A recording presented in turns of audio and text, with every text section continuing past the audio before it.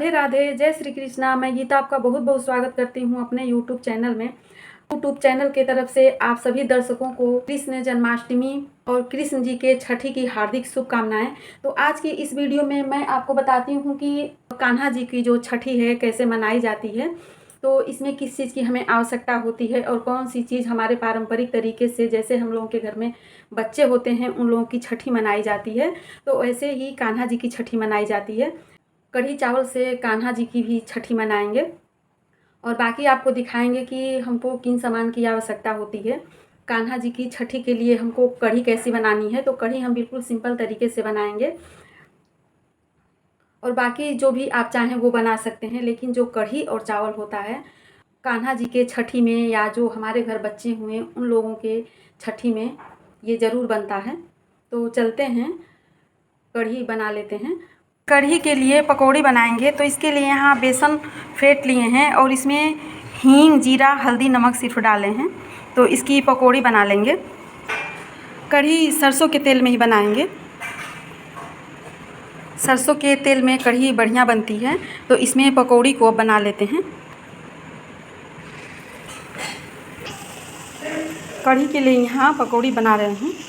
पकौड़ी बना के निकाल लिए। अब यहाँ तड़का डाल लेते हैं। तड़का चटक चुका है तो इसमें कड़ी पत्ता डाल लेते हैं। अब बेसन का घोल बना लेते हैं। कढ़ी में तड़का लगा लिए हैं और कढ़ी अब पका लेंगे। कान्हा जी के छठी के लिए यहाँ जो कढ़ी बना रहे हैं तो बिल्कुल सिंपल कढ़ी बना रहे हैं।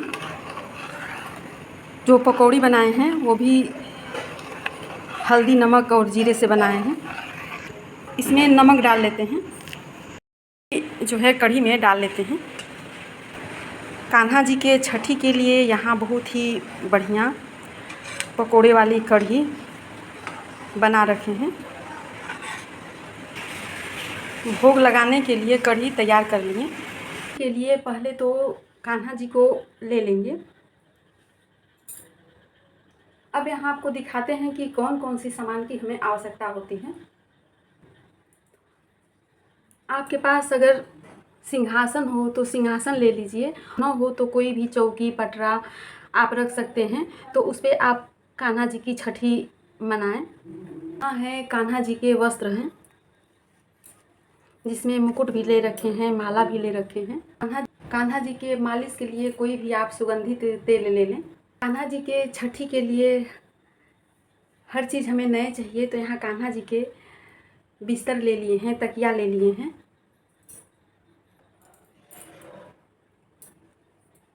जैसे हम लोग बच्चों को नजरिया पहनाते हैं, तो वैसे कान्हा जी के लिए नजरिया ले रखे हैं। तो इसलिए पहनाया जाता है कि बच्चों को नज़र न लगे, तो यहाँ हम भी लिए हैं कान्हा जी को पहनाने के लिए, ताकि हमारे कान्हा जी को नज़र ना लगे।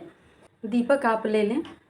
इसलिए लिया जाता है कि इससे जो रहता है काजल बनाया जाता है, तो कान्हा जी को नज़र ना लगे इसलिए कान्हा जी को काजल लगाया जाता है। तो जैसे हम लोगों के यहाँ पारंपरिक तरीके से बच्चों को बुआ काजल लगाती हैं, तो वैसे यहाँ काजल बना के लगाने के लिए दीपक है, उसको कहा जाता है कि बच्चे देखें ना, तो जब आप दीपक जलाएं तो थोड़ा किनारे ही रखें। जैसे कहा जाता है कि छठी की दिया, तो इसलिए जो छठी की दिया है उसको ढक के ही आप जलाएं।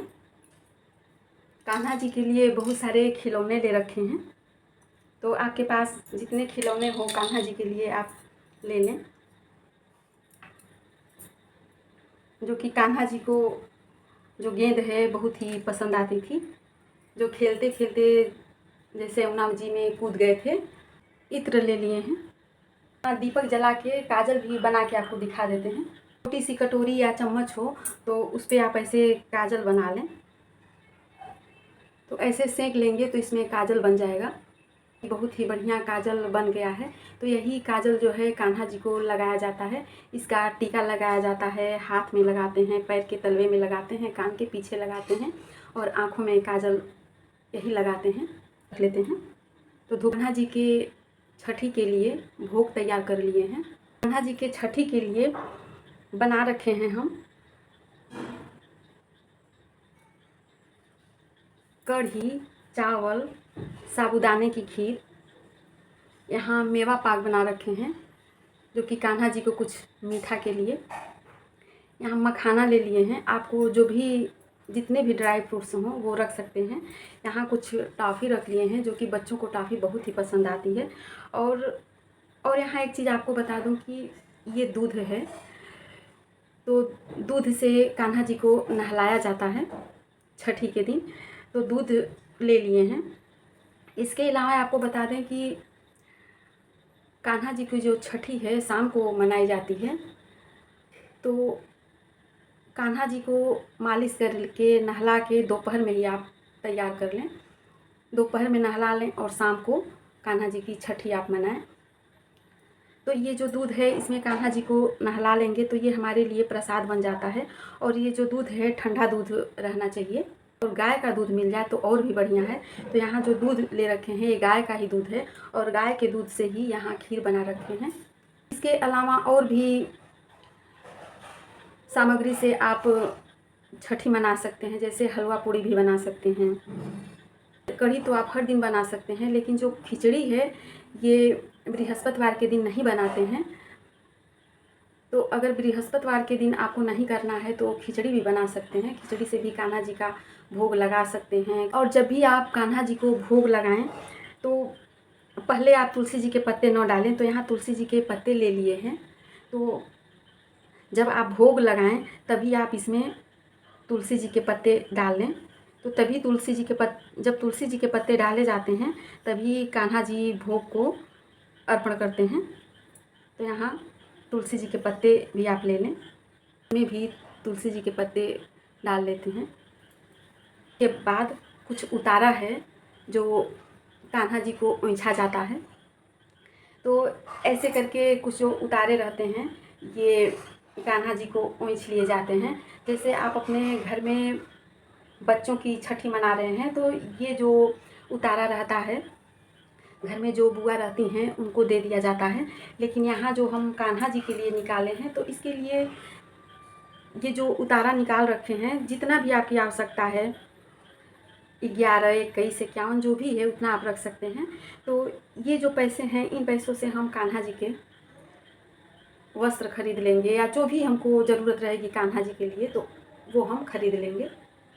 आसान तरीका है कि आप ऐसे कान्हा जी की छठी मना सकते हैं। सामग्री आप इकट्ठा कर लें, तो इसमें जो आप चीज़ें न इकट्ठा कर सकें, अगर इतनी सारी चीज़ें आप इकट्ठा न कर सकें तो हलवा पूड़ी से भी कान्हा जी की छठी आप मना सकते हैं।